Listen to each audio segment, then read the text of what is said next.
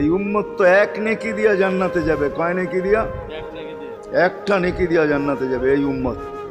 অন্য উম্মতের কথা জানি না আমি, এই উম্মত এক নেকি দিয়া জান্নাতে যাবে। নবীর একটা আদর্শের কারণে জান্নাতে যাবে। সিরত মানি আদর্শ, আর এটা আমরা কদমে কদমে মুহতাজ।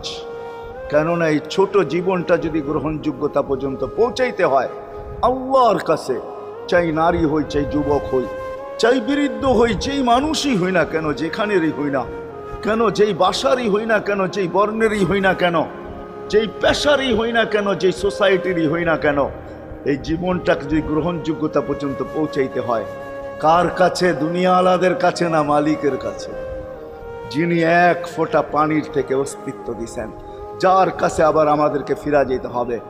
পালানের কোনো সুযোগ নাই। এই জন্যই কোরআন আমাদেরকে বোঝায় আইনাল মাফার। আল্লাহ